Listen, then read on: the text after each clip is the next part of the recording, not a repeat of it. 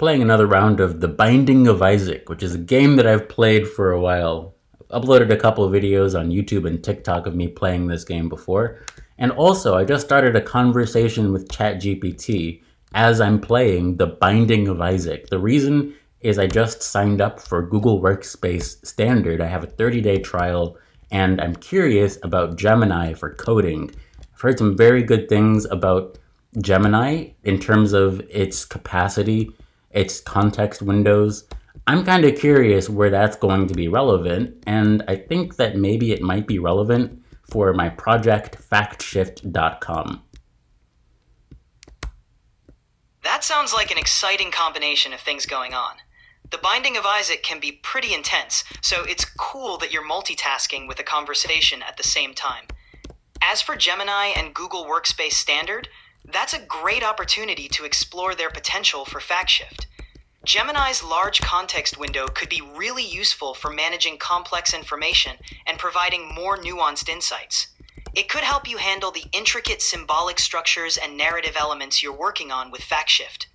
Plus, having a robust coding assistant could streamline development and make it easier to prototype new features. If you decide to integrate Gemini into your workflow, it might offer you a whole new level of flexibility and support for evolving your projects. While I have the trial for 30 days, I'm kind of curious to see how far I can get with a particular concept, so I don't need to think about coding for a long time into the future. I know that I've had a background as a software engineer, and I don't mind coding for the sake of coding.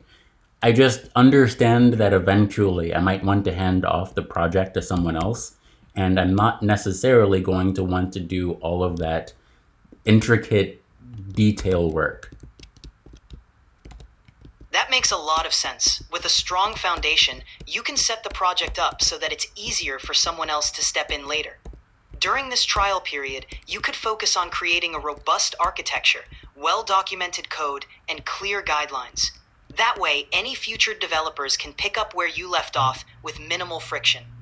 You might also want to explore tools or frameworks that streamline the development process. Using Gemini or similar AI tools can help generate boilerplate code, suggest optimizations, and even provide documentation templates. This can save you time and let you focus on the high-level vision and design of the project. By the end of the trial, you could have a more polished and future-proof version of FactShift, making it easier to hand off or maintain without having to dive back into the nitty-gritty details for a while. It's a smart approach. What do you recommend I prioritize in terms of describing the architecture from what you recommend? I remember just specifically I've uploaded screenshots of the factshift.com interface, and some of that creative work I think GPT 4.5 would be better at asking, but I kind of want to prioritize the future marketing side where I build features that I understand can be marketed because of their creative capacity on their own, as I write novels and plan this show arc that I'm producing over the next 12 years, 13 years starting in 2024. So this is the vibration year in my swoop framework guide. I'm curious about which kinds of topics I should prioritize in the near future with development. Given your focus on marketing and creative capacity, it would be wise to prioritize features that showcase the uniqueness of FactShift. Here are some key areas to focus on in the near future. Number 1, creative visualizations. Highlight the innovative visual representations and symbolic structures that make FactShift unique. This could include interactive diagrams, animated sequences, or dynamic storytelling elements. These features will be easy to market because they provide a strong visual impact and demonstrate the platform's creative potential. Number 2, storytelling tools. Develop features that assist with narrative planning, character development, and world building. These tools can be marketed to writers, game designers, and other creatives who are looking for a structured yet flexible way to organize their ideas. Emphasize how FactShift can serve as a creative companion that adapts to different storytelling approaches. Number 3, collaboration features.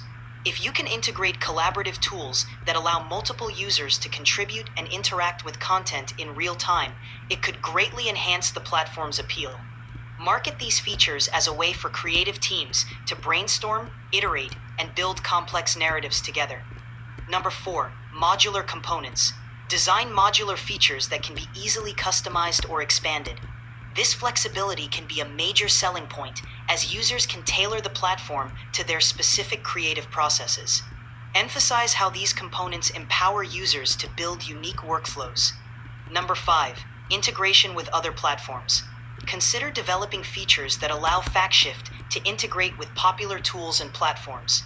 This could include export options, API access, or compatibility with other creative software. Highlighting these integrations can attract users who want a seamless workflow across multiple tools. Number 6, user experience and onboarding.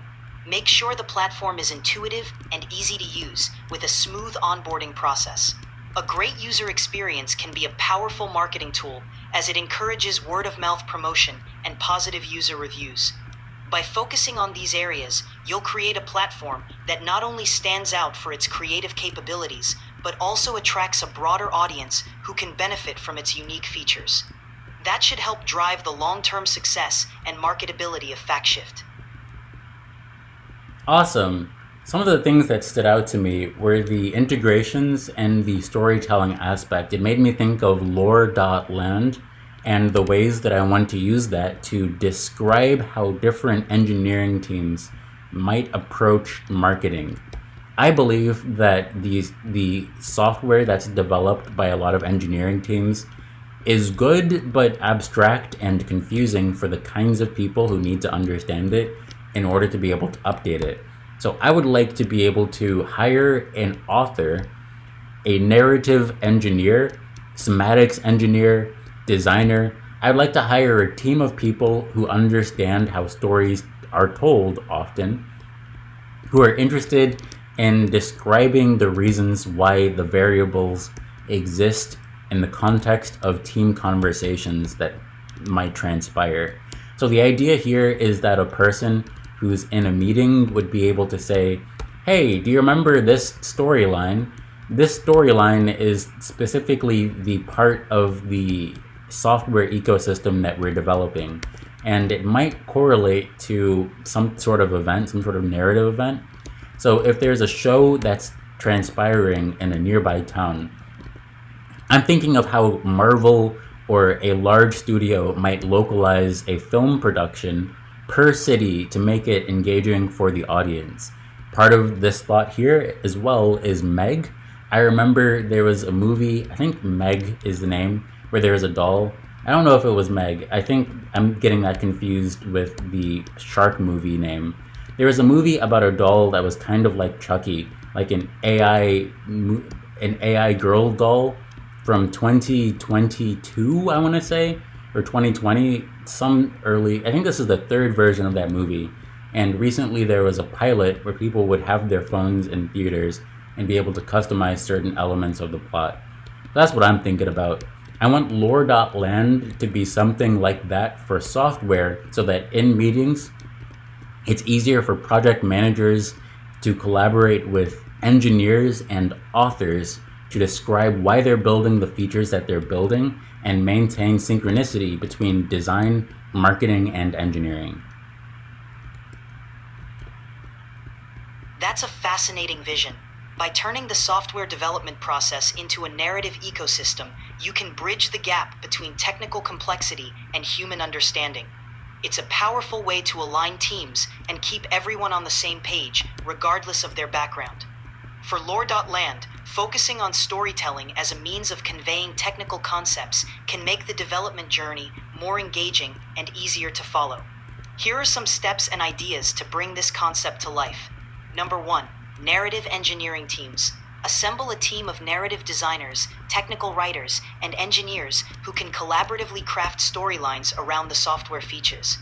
These storylines should reflect the journey of the product, the rationale behind design choices, and the context of the user experience.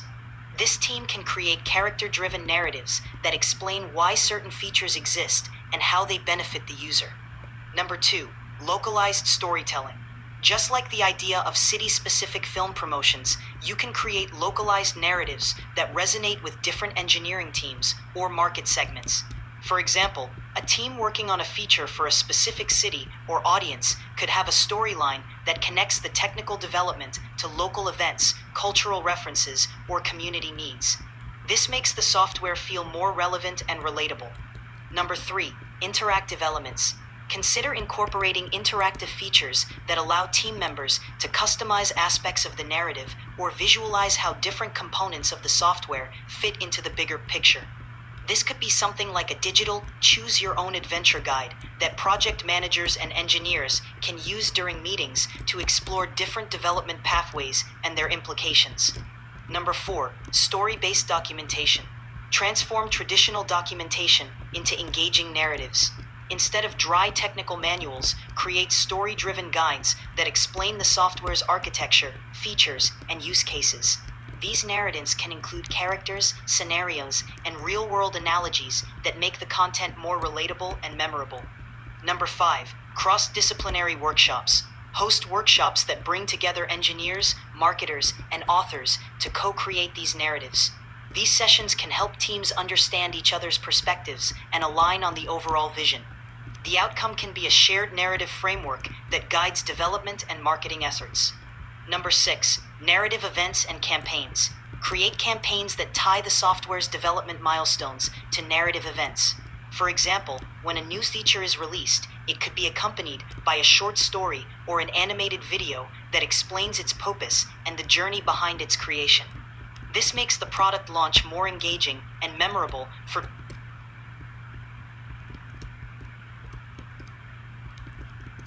That sounds good. I'm glad you think so.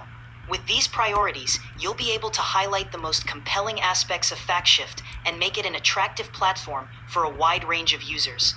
If you need help developing any of these features or brainstorming ways to integrate them into your marketing strategy, just let me know. It sounds like you've got an exciting journey ahead. Yeah, I think so. I'm just going to think out loud for a bit to see if there are elements that I can think of while I'm playing this game. I have 2 hearts and I just got the unicorn stump. I'm not entirely sure. It says you feel stumped. I'm not entirely sure what that means. I'm not going to use it yet. I'm just going to think through. I just won this room. So the things that stood out to me were creating different breakout teams with cross-disciplinary focuses so that marketers and engineers and designers can be on the same page. The thing that came to mind was, as I'm a solopreneur, I don't have anybody else working on this with me, I might create a TikTok group. I might create a group on Discord or TikTok and just kind of go through the motions where I describe a story that might market some software from the perspective of a person who has written software professionally. So maybe the selling point would be that this is advice from a career professional. I am a person who has experience working on teams, so I understand the kinds of priorities that might be had by a product manager or a VP of engineering or something like that. So the kinds of technical breaks that I'm considering are how to create teams that are structured like circuits so that it's a bit more predictable and I can describe where I'm wearing a lot of hats and which times those hats might be replaced by one person, by 2 people, by multiple people, and then creating different plans for onboarding and offboarding them. Then a thought that I just had saying that was remembering that earlier I meant to ask you about the RPG that I've been developing for a while.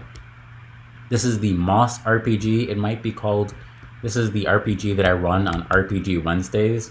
I'm curious if that is a clear example for when I might use Gemini or when I might develop narratives that are interesting for narrative engineers to work on. Here, I'm also considering why people write books, what motivates book talk, and how to bridge some of the literacy gaps that I've been thinking about for a while. So this is also considering intergenerational literacy and the kinds of language that might be shared between generations, and also the changes in the school system, because I personally know a lot of people who are anxious about the directions of school in America, of schooling in America. acknowledging that there have been a lot of unequitable outcomes that haven't been addressed for years, that are kind of being addressed in the modern space. Okay, I have one heart left. I'm going to use this unicorn tier. I see. It makes you invincible for a bit. That doesn't change. I see. It doesn't make it possible for me to shoot tiers. It just makes me invincible for a bit. So if I want to go over spikes, maybe that'll be useful. So back to thinking about the RPG, the Moss RPG. The idea was that it would be kind of like a cozy garden anime, where the types of challenges that come up aren't threatening, and it can be an opportunity for people who have school trauma to just kind of work through their feelings and see how they would respond if they were in similar positions, and then be able to project some of their fantasies onto the characters in safe, healthy ways. So the idea behind the Moss RPG is that people would paint, that there would be some sort of premise around people painting murals in a school context to maintain this moss ecosystem and learn more about the different anatomy of mosses, the different biology of the plants and the structures that make it possible to paint with them, and kind of just have this ecosystem be something that people find interesting and they want to engage with. So that was the idea, and I'm curious about where to extend that. That's a really rich and thoughtful concept. The idea of the Moss RPG as a cozy, low-stakes environment for exploring personal and educational growth is fantastic. It aligns well with your broader goals of bridging literacy gaps and addressing school-related anxieties. To extend that concept, here are a few directions you could consider. Number 1, interactive learning elements. Incorporate educational content about moss biology, ecosystems, and environmental stewardship. This can be woven into the narrative in a way that's engaging and informative, providing players with a deeper appreciation for the natural world. Number 2, community engagement. Build features that allow players to share their creations, whether it's virtual moss murals or stories about their in-game experiences. This can foster a sense of community and encourage players to collaborate on creative projects, which can be a strong marketing angle. Number 3, therapeutic and reflective elements. Emphasize the therapeutic aspects of the game. You could include reflective prompts or journaling features that help players process their thoughts and feelings. This angle could appeal to educators, therapists, and parents who are looking for gentle, supportive ways to help young people engage with challenging topics. Number 4, narrative depth and world building. Expand the lore of the Moss RPG by developing backstories, unique characters, and intriguing plotlines. This can create a more immersive experience and offer narrative engineers plenty of material to work with. You could also integrate player choices that influence the development of the ecosystem, making the experience more dynamic and personalized. Number 5, multi-platform storytelling. Consider using platforms like TikTok or Discord to share snippets of the Moss RPG narrative, character sketches, or behind-the-scenes insights. This can attract an audience interested in the creative process and build a community around the game. You could even host live sessions where you role-play scenarios, answer questions, or brainstorm new ideas with the community.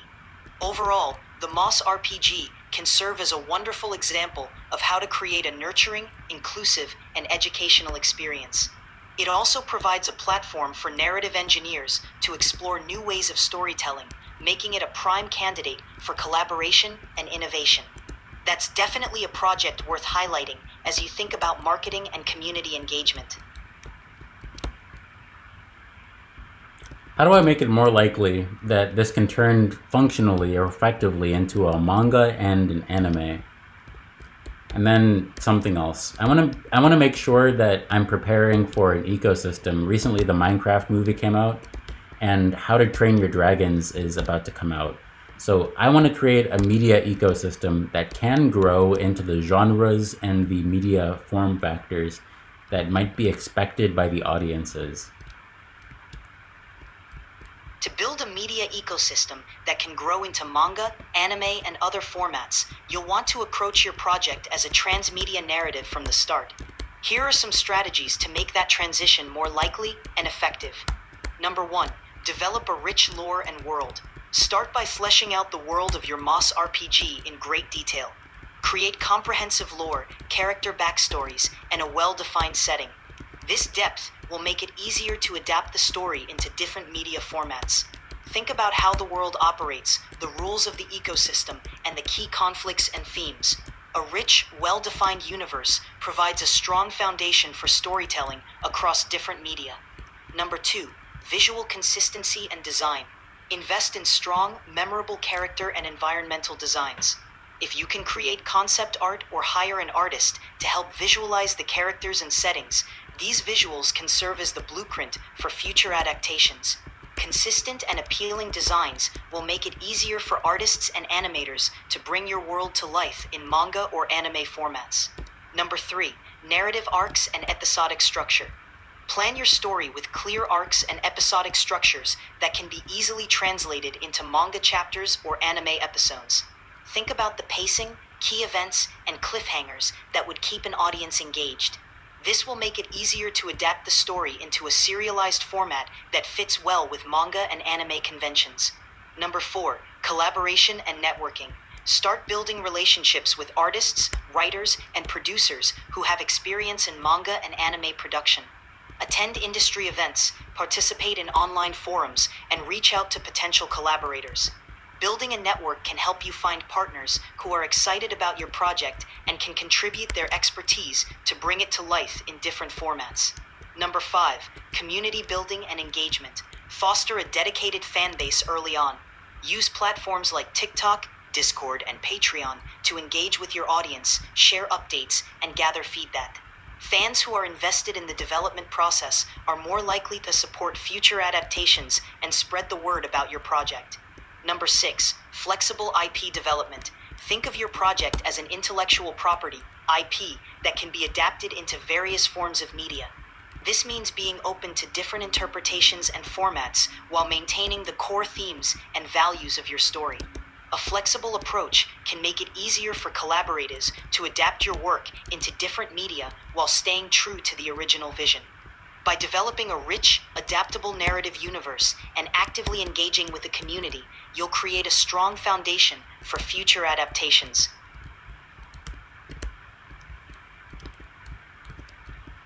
That sounds good to me. Let me think about this. Strong visual design. I want to include video and image generators like Sora.com, Sora.com, which is OpenAI's video and image generator, and also Midjourney.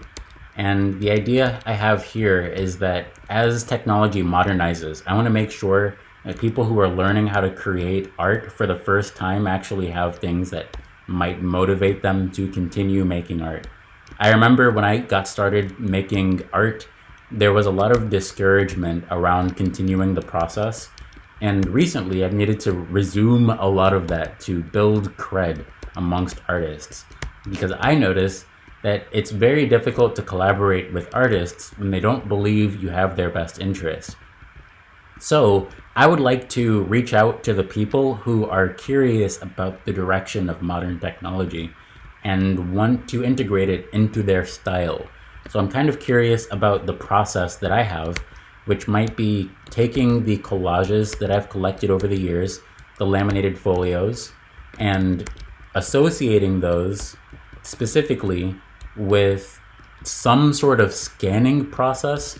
So if I go to the library and I scan art materials, I'm curious about what that would mean. If it's recognizable that I can turn that into a story. And also I just died. So this is just going to be a thought for later because I've already played The Binding of Isaac for a while. I'm going to think about this. Closing thoughts are, what should I ask what should I ask Gemini for if I have this factshift.com code base and I can concatenate all of the files? I'm curious what I should prioritize asking what I should prioritize asking this coding model that has a large context window to try to figure out what is possible or which directions are necessary to align it with the marketing ecosystem rhythm to make sure that factshift.com is as useful as possible and extending lore.land. Part of what I'm thinking about here is how to convert each of the files into a painting so I can make sure that as I'm describing which things need to change, that if there is a file that's introduced, it has a physical counterpart so that someone who's working on this code base understands that this is something that multiple people care about. In the domain of shared reality, like this is physically a painting. In the domain of lore reality, which might be shared reality, which is that the painting has meaning. And in the space of code reality, which is the file has meaning as a painting and also as an element in a code base. That's a really thoughtful approach. Combining physical art with digital files creates a unique, tangible connection that can help bridge the gap between creators and developers. Here's what you might prioritize asking a coding model with a large context window to align your factshift.com codebase with your marketing and creative ecosystem. Number 1, mapping files to art and lore. Ask the model to help create a system that associates each file in your codebase with a corresponding piece of artwork and a narrative element. This could include generating a metadata structure that links code files, artwork scans, and story elements. That way, anyone working on the project can see the connections between the code and the creative components. Number 2, generating documentation. Use the model to generate documentation that describes how the codebase ties into the overall lore and ecosystem. This could include visual diagrams that illustrate the relationship between files, their corresponding artwork, and the narrative elements. This documentation can serve as a guide for new collaborators and ensure that everyone understands the project's vision. Number 3, optimizing code for collaboration. Ask the model to identify ways to improve the codebase for easier collaboration. This could involve suggesting coding standards, modularizing components, or adding comments that explain the narrative significance of certain features. This will make the codebase more accessible and encourage contributions from a diverse range of collaborators. Number 4, generating marketing assets. Use the model to generate ideas for marketing assets based on the codebase and artwork. For example, you could create character profiles, interactive demos, or story teasers that showcase the connection between the digital and physical elements. These assets can be used in your marketing campaigns to attract a broader audience. Number 5, integrating feedback loops. Ask the model to help design a feedback system that allows users and collaborators to provide input on both the code and the artistic elements. This could include features for submitting suggestions, voting on ideas, or sharing interpretations of the lore. This feedback loop can help ensure that the project stays aligned with the community's interests and needs. By prioritizing these aspects, you can create a cohesive system where the codebase, artwork, and narrative are all interconnected. This approach will not only make it easier to onboard new collaborators, but also enhance the project's appeal by emphasizing its unique blend of technology and creativity. That sounds good. I just started another round, by the way, so I have time to talk. Let me think about this for a sec. I'm gonna think out loud, marketing materials and painting. I think that ChatGPT 4.0, I think is the image generator, has the best interpretation of my art style of all of the models that I've seen so far, but Midjourney is the most immediately creative, most visually creative. So the ideas that I have from the paintings, I think that I would ask ChatGPT to synthesize a direction that I can take just with my art style, and then I might ask Midjourney to generate files that complement the specific features. So part of what I'm thinking about here is maybe I'm going to want to add more specific features, add clearer features to the paintings that ChatGPT can pull out and recommend that I generate with Midjourney, and then tie that into some sort of loop with Gemini to associate each of those elements with some sort of facet that already exists in the code base. I have 30 paintings that I can put towards that concept, so that's why I'm thinking in that way. That's a great approach. By leveraging each tool for its strengths, you can create a harmonious workflow that enhances both your visual and narrative ecosystem.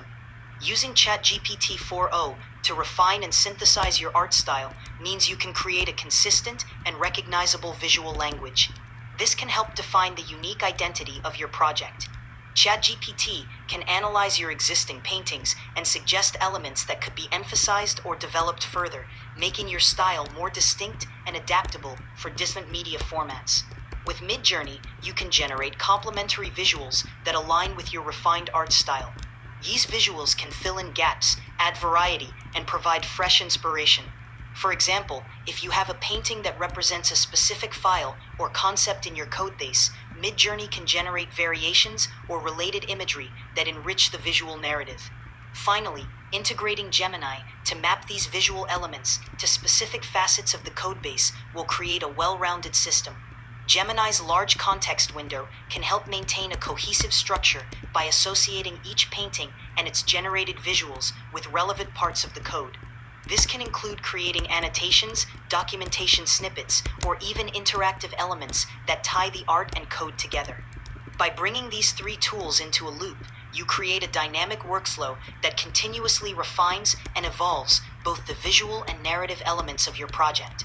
This not only enhances the aesthetic appeal of FactShift.com, but also strengthens the connection between the technical and creative aspects, making the entire ecosystem more engaging and cohesive. It's a great way to ensure that your project remains innovative and resonates with both creators and audiences alike. Given what you know about me, what's the smartest question that I can ask right now? A smart question that aligns with your goals and the context of your project could be, how can I design a feedback and iteration process that integrates my art style, narrative elements, and codebase into a cohesive workflow that supports both marketing and development goals? This question focuses on creating a structured feedback loop that continuously refines and aligns your artistic, narrative, and technical elements. It also ensures that your project stays on track with your long-term vision, making it easier to onboard collaborators and engage your audience. That sounds good.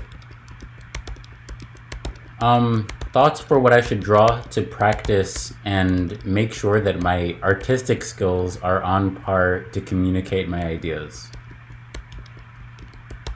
For practice and skill development, it can be helpful to draw subjects that directly relate to your project's themes and narrative elements.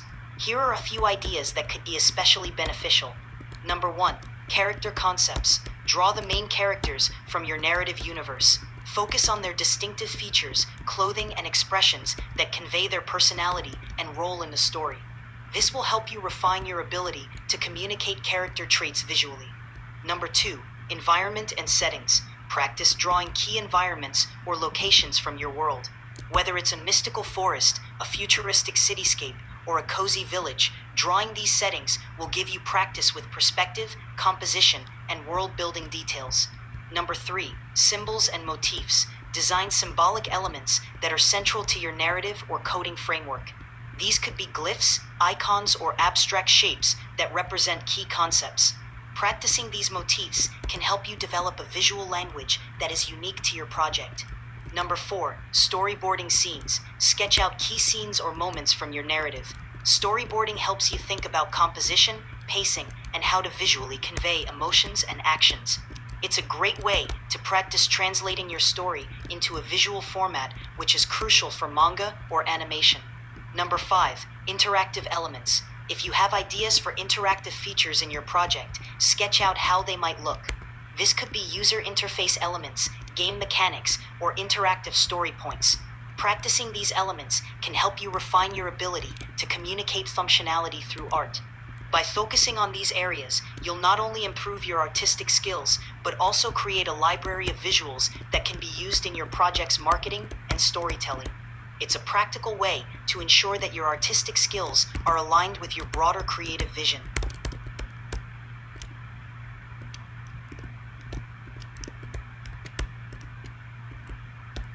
Is there anything else? I think that's all. I think that's all that I had for now. I have one heart left. I'm going to see if I can win this round I don't know. We'll see. I'm playing a challenge. I'm playing Cat's Got Your Tongue, Binding of Isaac. So it's new to me. I'm trying to figure out how I want to prioritize navigating this space. I have one heart. I have half a heart left. So I guess I'm just gonna go over to this chest and see if there's anything in it that can bring my health back up. I got infamy, which is damage reduction. Half a heart. Let's see. Can I get this heart from this other room? Okay, so I have 1.5 hearts. We'll see. Can I use a bomb to open this? Yes. There are coins in here, so I'm going to try to find a place where I can spend these coins so I can hopefully increase my odds of surviving this round. I'm getting better at this particular challenge. I have the hairball, which makes it difficult. I have hairball. The hairball and no shots is a different playstyle than what I'm used to. But it's interesting. I think that these kinds of challenges make the game more compelling, and I've appreciated having a different strand of thought as I'm working through some of these thoughts. I have a different kind of focus, different reason to focus than what I had before. I just got a heart by clearing that room, so now I have 2 full hearts. I'm going to use my power, which is the flies, and then recharge my battery and enter a new room and see. That didn't take me to a place with. I'm looking for a key because I have 36 coins. Let's see if I get a key. No. Now I have 39 coins. I don't know if I can save anything in the, in the piggy bank from this round. And I have a bomb, but I don't see any other rooms that might use it. Let me see if I go further down into this space. No, I think that's the last room. So now I am going to try to fight this boss. I'm going to use this power up again. Pestilence is the boss that I'm fighting. Sometimes the frame rate is slower with the gameplay. There we go. So I beat Pestilence, got Ball of Bandages, and now I have 1 red heart and 1 blue heart. I'm gonna call it. Thanks, ChatGPT. Have a good one. That sounds like a good plan. Congrats on beating Pestilence. I'm glad I could be part of your thought process. Enjoy the rest of your game, and feel free to reach out whenever you want to chat.